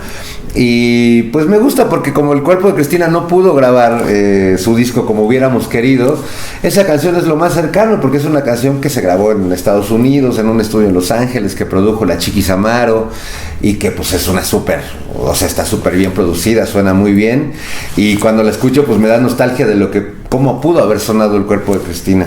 Y con Los Lagartos pues que hubo una buena relación, algún momento que mi carnita Luis Estrada se fracturó un brazo, una pierna, pues lo suplí en algunas tocadas. A Los Lagartos era muy chistoso pues suplir al cantante, pero bueno, lo hice algún tiempo. Ya más adelante, bueno, Astrid Haddad hizo una versión muy bonita de A mí me mató la vida, que es una canción que no está grabada ni con monocordio, ni la subí una vez a YouTube, pero bueno, es una canción que Astrid hizo una versión muy bella con un arreglo con mariachi muy bonita. La Verbena Popular hace muchos años hizo una versión en su disco El Último Viento Norestense, esta banda de Monterrey, hizo una versión de Ciento, de mi disco La Hora del Tiempo, muy bonita, porque además cuando yo grabé La Hora del Tiempo pues no tenía nada de presupuesto y en esa canción tenía que ir un mariachi y pues no pude pagar un mariachi, ¿no? Entonces hay una trompeta ahí, híjole, muy, muy triste, que pues hace las veces del mariachi, que ya no sé ni siquiera si fue trompeta o era un teclado haciendo una trompeta. Y cuando la produjo Juancho y La Verbena Popular, pues hay un mariachi en la canción, entonces también la oigo y digo, híjole, así debió sonar mi rola, pero qué padre que otro artista la pueda grabar y hacerla sonar así. También gracias a los amigos de Momposónica, una banda de Nueva Jersey que hicieron un cover de Siempre te busqué. Una banda de Seattle grabó una versión de Escalera y la hizo en inglés. La banda se llama Stellarator o Stellarator y pues es Escalera, pero con toda la letra traducida, que es muy bonito escuchar el Always come back to me, not the rivers to the sea, es muy padre.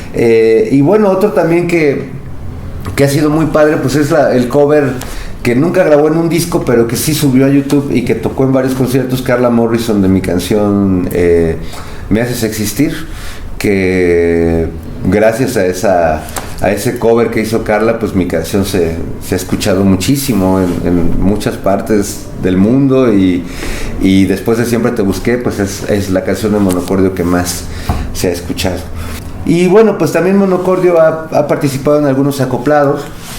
Pues ahora recuerdo de momento una canción que hice, que es un poema de Octavio Paz musicalizado, que se llama Árbol Adentro, que lo hice para un acoplado que se llama Acuérdate de Acapulco, que lo hicimos pues para apoyar a las víctimas de un huracán en Acapulco, no el más reciente, uno anterior, ya no recuerdo en qué año, pero fue una convocatoria que hizo mi querida Lynn Feinstein, que en paz descanse, y que bueno, pues me sumé junto con un montón de artistas aportando temas inéditos, así que ese tema que hay en ese disco Acuérdate de Acapulco, que se llama Árbol Adentro, es una canción que no está en ningún otro disco de Monocordio.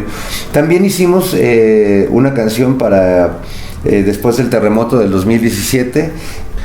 El video de Grita el Silencio fue una iniciativa de una joven fotógrafa muy talentosa, Liliana Estrada, y Cultura Colectiva, un medio en el que ella trabajaba en ese tiempo, de convocar a diferentes músicos y hacer una canción, componer una canción pues que levantara un poco el ánimo, que fuera un abrazo a todos por el trauma y las pérdidas que trajo el terremoto del 2017.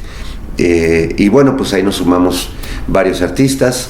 Hice la canción con, si no mal recuerdo, con David Aguilar y con Alex Otaola, y luego ya se sumaron Pascual Reyes, Eli Guerra, muchos amigos y amigas, los Liquids, Yokozuna, que fueron parte de la canción, y que pues efectivamente fue un abrazo primero para nosotros, que también estábamos igual de afectados que todo el mundo, y luego para todo el público que nos seguía.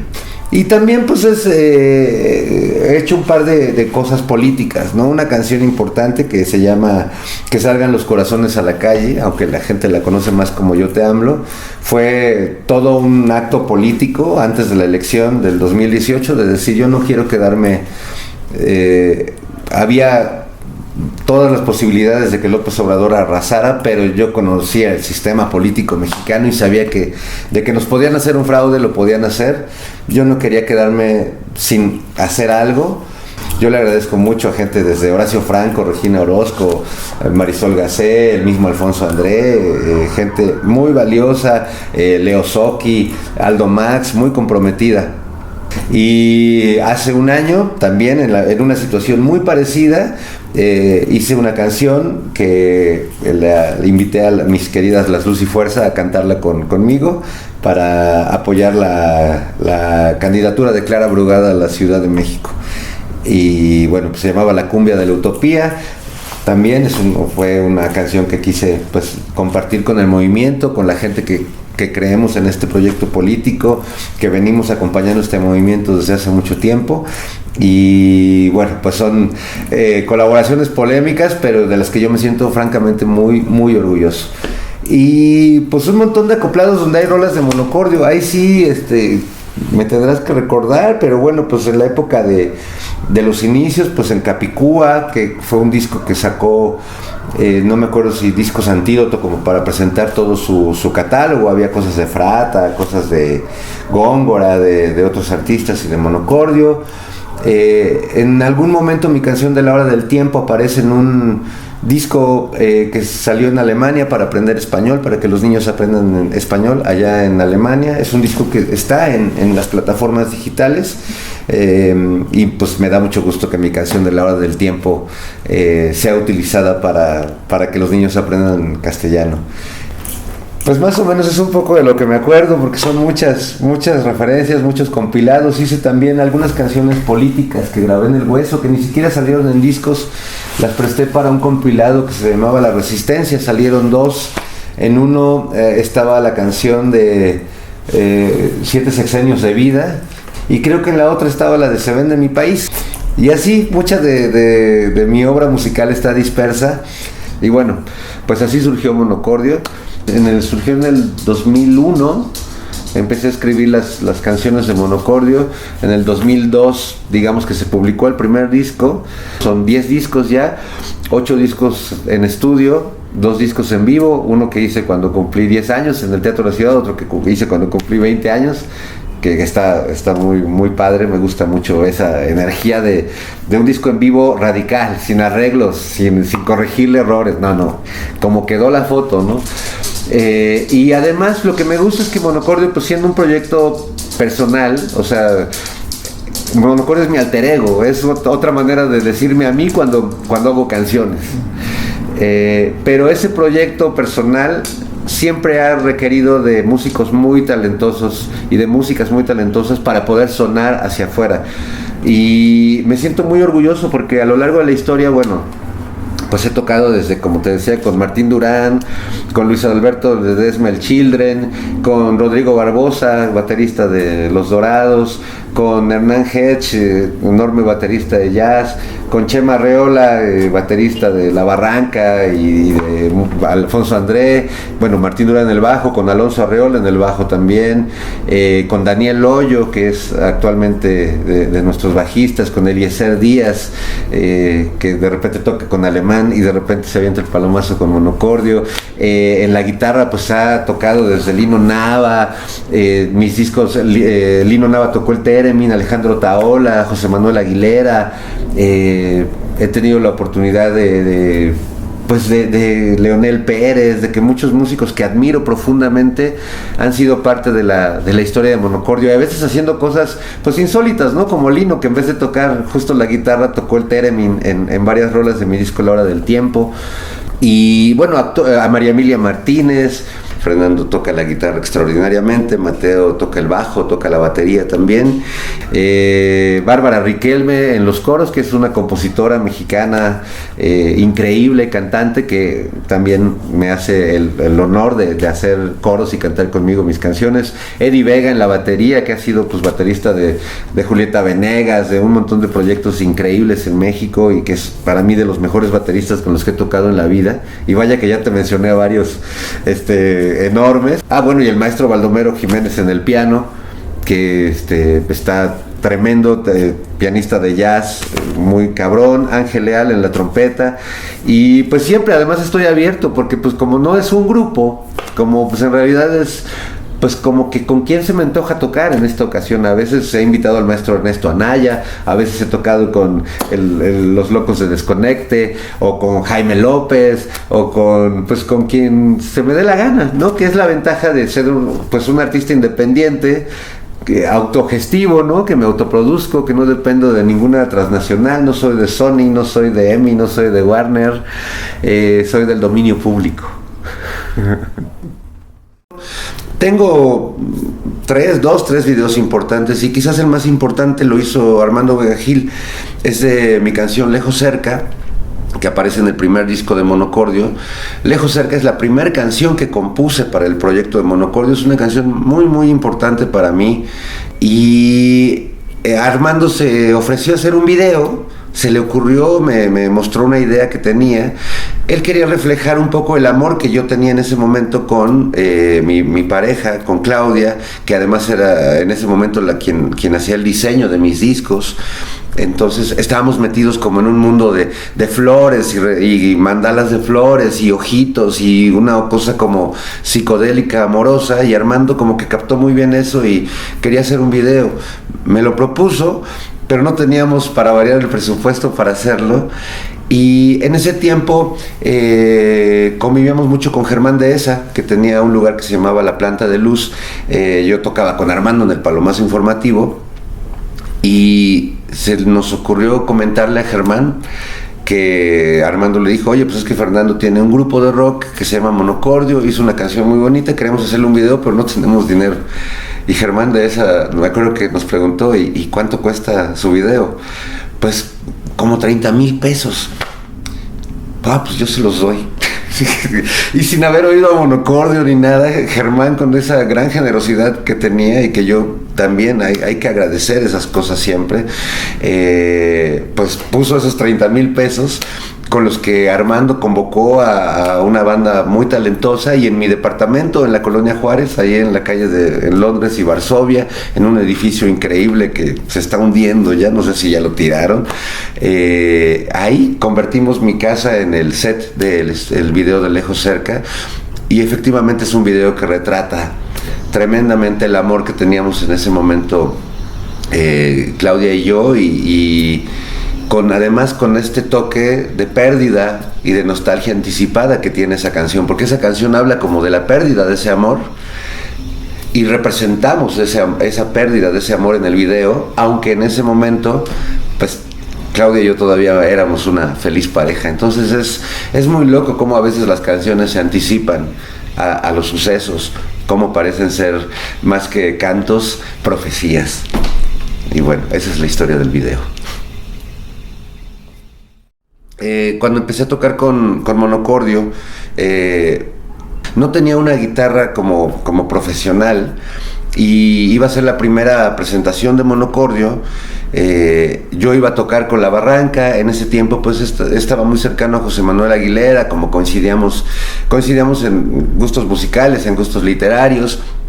Pues siempre hemos platicado muy, muy a gusto, y él ofreció prestarme una guitarra Takamine, de nombre Yasmín, y esa guitarra, pues es una guitarra preciosa, electroacústica, con esa toqué las primeras tocadas de Monocordio, con esa compuse muchas canciones, entre ellas probablemente creo que Siempre te busqué y Me haces existir, y canciones como muy importantes, Escalera.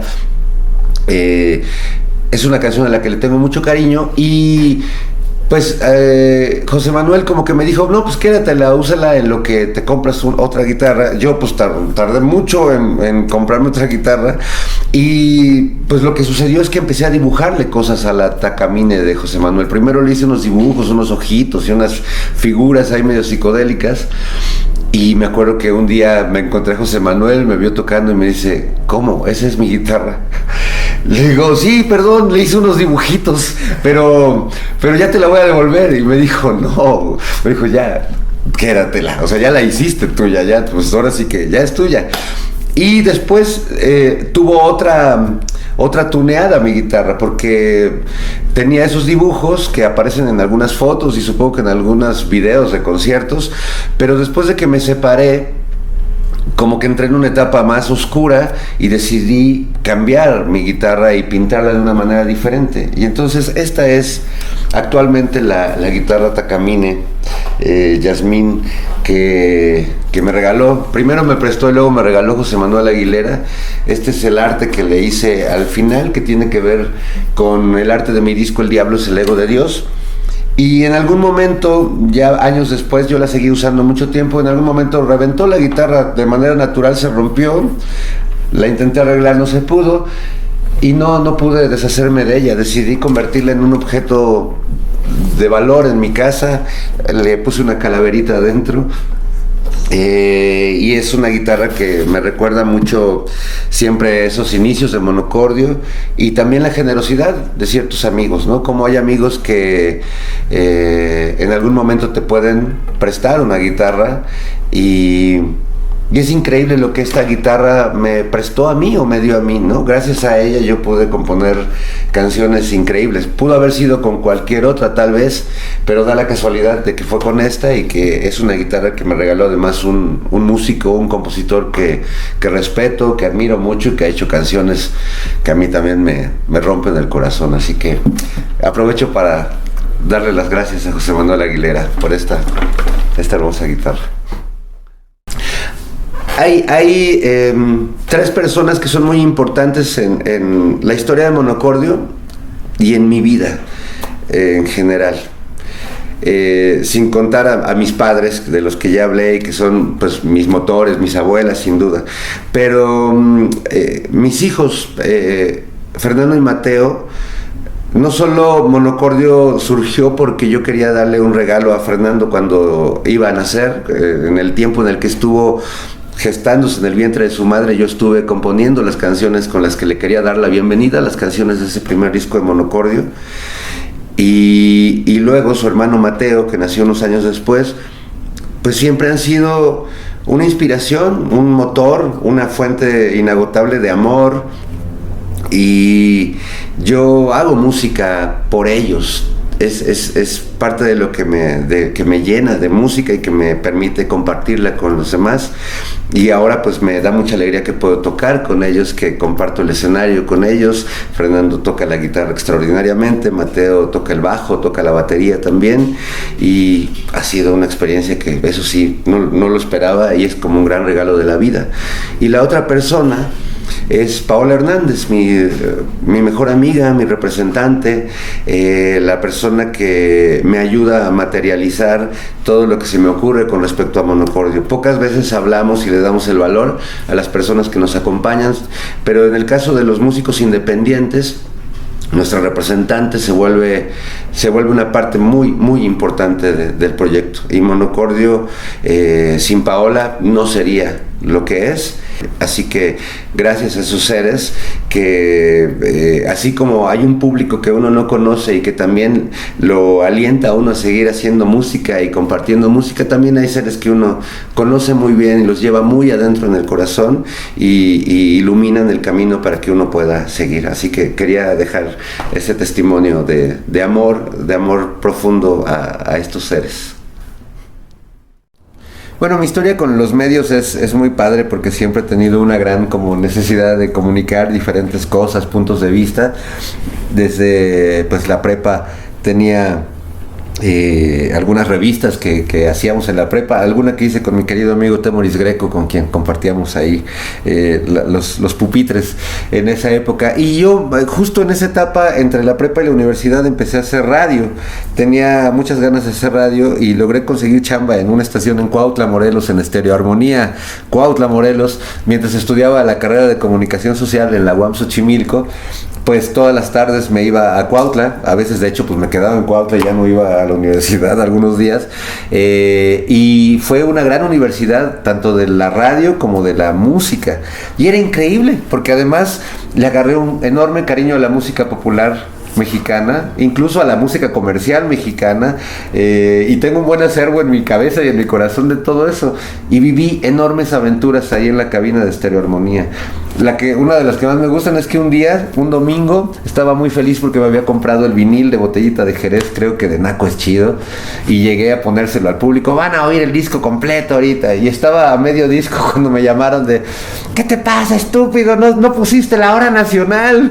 Y pues yo tenía que conectarme con la Ciudad de México para enlazar la hora nacional en Morelos, y pues ese día no hubo hora nacional porque hubo Botellita de Jerez, pero no manches, casi me matan ahí. Y bueno, alguna otra vez que querían tomar la estación, un meeting que tuve que encerrarme con candado y la banda afuera así aventando piedras y yo adentro poniendo rolas y no haciéndome güey, y como que fue una época muy bonita y que me fogueó mucho más. Al tiempo de que trabajaba ahí, trabajaba también en el periódico El Nacional. Yo en las tardes hubo un tiempo que estuve en la radio y luego en El Nacional, no me acuerdo qué fue primero y qué fue después. Pero bueno, muchos años estuve en el periódico El Nacional y también, pues, esas fueron mis escuelas mejores que ir a la escuela realmente, ¿no? En El Nacional, pues, yo estaba en la sección de deportes y mi compañero de pupitre era don Fernando Marcos, ¿no? Entonces, no sabía yo nada de deportes, pero tenía el güey más sabio del deporte en México, que me contaba todo el día cosas, y de hecho me ayudó a que se leyeran mis poemas por primera vez en la radio, porque un día me vio ahí escribiendo.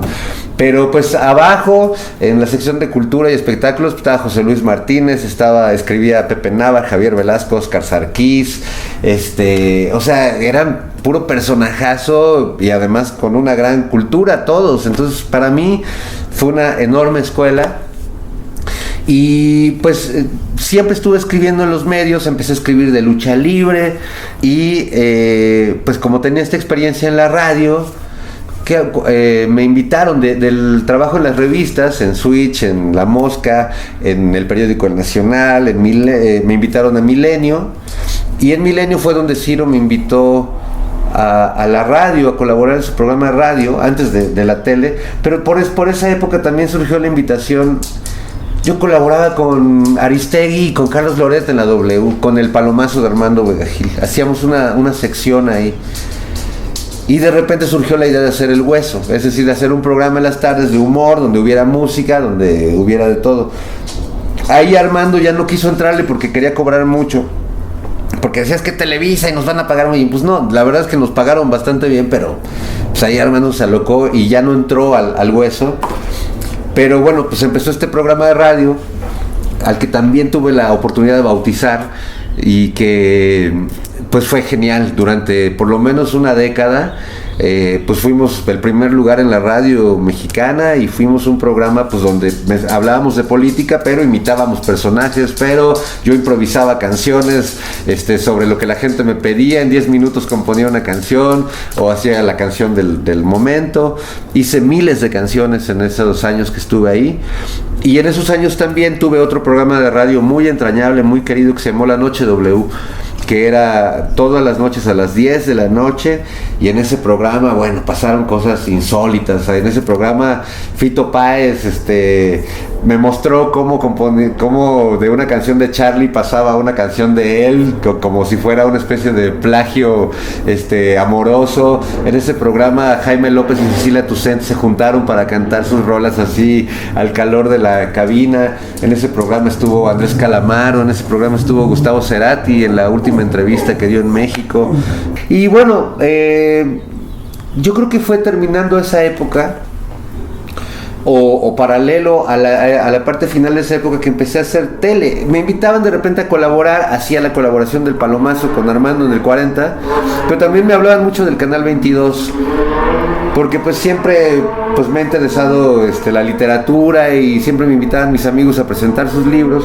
Pues me invitaban a hablar de Carlos Monsiváis o de autores, y entonces surgió la oportunidad en los tiempos de Felipe Calderón de hacer un programa, mi primer programa como de autor, que se llamó La Noche Boca Arriba, que es un programa genial, del que no hay nada, no hay muy pocas cosas en YouTube, pero fue un programa muy padre que pasaba a las 11 de la noche y que pues también fue desde La Barranca, Le Bucherets, personajes de la contracultura, se hablaba con una libertad radical de todo. Y bueno, pues duramos yo creo que un par de temporadas, un año, y ya salimos del aire. Años después hice La Hora Elástica en TV UNAM, que fue un programa muy padre, al que invité a mi querida Luisa Iglesias, que muchos años ha estado en Reactor en las madrugadas, pero bueno, es una gran comunicadora. Estaba Pepe Gordon, estaba Oscar de la Borbolla, estaba Julia Santibáñez, y bueno, pues era un equipo increíble. Y ya de ahí, ya entrada la 4T, digamos que para mí se abrieron mucho los medios, porque a mí me cerraron. También trabajé muchos años en Televisa, e hice Planeta 3 a Chaleco, que fue un programa muy padre que hacíamos ahí en Televisa, que luego se convirtió en Planeta 3 a diario, y luego estuve un rato en Matutino Express, y bueno, ahora sí que pasé por todos lados. En TV Azteca estuve un tiempo campañando también con Caro Rocha y con Mónica Garza.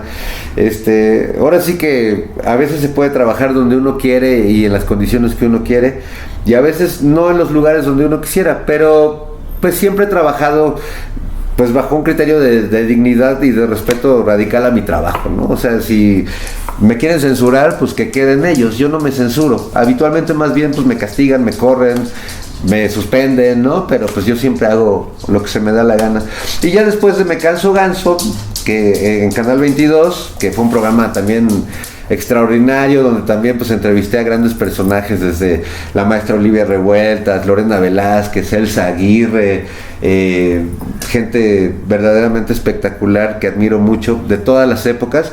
Pues ya terminó ese programa el año pasado, y actualmente desde hace 3 años hago Operación Mamut en Canal 11, que de algún modo es como una continuación del Hueso, pero en televisión, porque es un programa político donde hacemos sketches, donde parodiamos a los personajes de la política nacional, pero con opiniones políticas, y entrevistamos a personajes, desde activistas hasta funcionarios del gobierno, hasta periodistas, actores, es decir, músicos. Hace poco estuvo Sergio Arau también, por cierto. Y bueno, pues es lo que hago. Siempre estoy como imaginándome programas nuevos, o me gusta mucho pues encontrar maneras diferentes y de comunicarle a la gente cosas importantes. Bueno, hay una faceta, o más que una faceta, es en realidad como el eje de lo que hago, que es escribir. Porque al final pues escribo programas de tele, escribo canciones y escribo libros, escribo poemas. Es lo primero que recuerdo haber querido hacer en la vida desde niño, escribir. Y bueno, desde hace algunos años he podido publicar algo de mi obra. Tengo publicados pues unos 7 libros o algo así. El Diccionario del Caos, que es un libro como de ensayo, es un diccionario, pero pues aforístico, como de tipo de ensayo. Tengo el Arreolario, que son las instrucciones para leer a Juan José Arreola. Tengo mi novela Los Mariachis Callaron, que publicó Reservoir Books, igual que mi libro raro de varia invención, que se llama El Ambiguo Testamento, y 2 poemarios, La Música del Fuego y Llegamos Tarde a Todo. Y creo que me falta uno por ahí, pero bueno, y algunos que estoy escribiendo actualmente. Escribir es como la columna vertebral para mí de todo lo que hago, porque detrás de una canción pues siempre hay un texto, siempre hay algo que quiero decir. Es lo que espero seguir haciendo toda la vida. Estoy escribiendo actualmente un un libro que, a diferencia de otros libros míos que son más humorísticos o un poco más desmadrosos, este es como un poco autobiográfico y un poco rudo, pero pues también es lo que me gusta en términos de la creación, de explorar pues lugares a donde no te has metido, ¿no? Y vaya que yo a lo largo de esto que te he contado, de esta larga vida o de estas muchas vidas que he vivido, pues me he metido en muchos lados y he salido de milagro. Que dice, ¿cuál es la aportación de Fernando Rivera Calderón a la historia del rock mexicano? No creo que me toque a mí ni que le toque a los artistas decir cuál fue nuestra aportación o qué es la cosa que quedará de lo que hicimos, porque creo que eso pues siempre será una decisión del público, y también estoy convencido que el pecado favorito del rockstar mexicano es la soberbia, y que a veces el rockstar local solemos valorarnos más a nosotros mismos que lo que en realidad nos valora el ecosistema rockero, o que el público, o lo que el público lo valora, y eso puede ser a veces triste. Yo prefiero ser realista y tener la conciencia de que estoy aquí porque me encanta hacer canciones, porque me encanta compartirlas con el público, independientemente de que tengan o no una aportación o algún tipo de trascendencia. Conozco a muchos rockstars que aseguran haber cambiado la historia de la música y marcar un antes y un después. Y a veces ni sus mamás oyen sus canciones, ¿no? Lo que te puedo decir es que a mí el rock mexicano me aportó inspiración, admiración a muchos personajes, rebeldía, sexo, drogas, frustración también, alienación también, nichos de oportunidad, modelos de negocio frustrados, ejemplos de lucha y también ejemplos de claudicación y de traicionar todo aquello en lo que crees a los 20 años.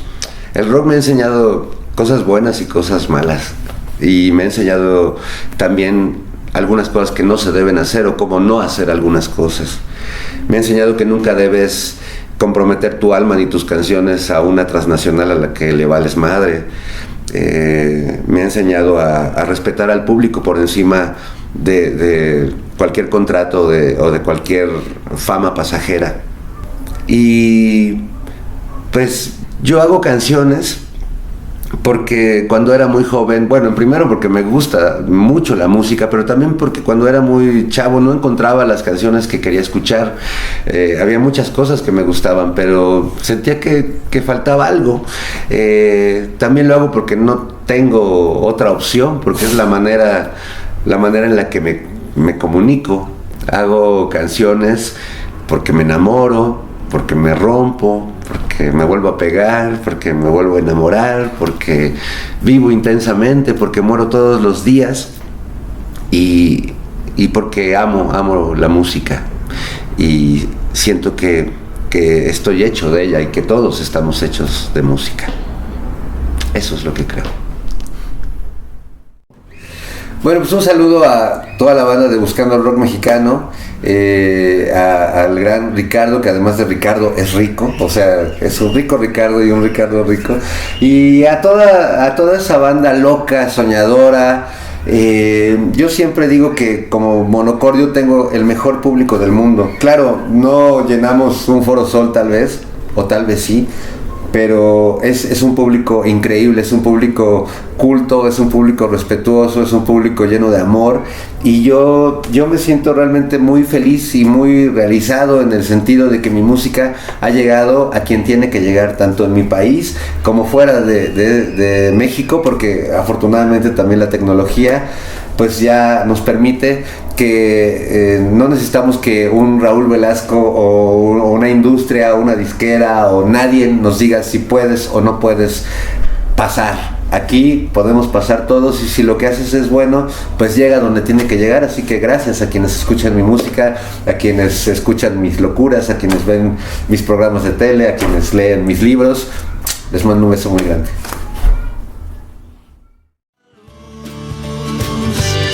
Es la hora del tiempo.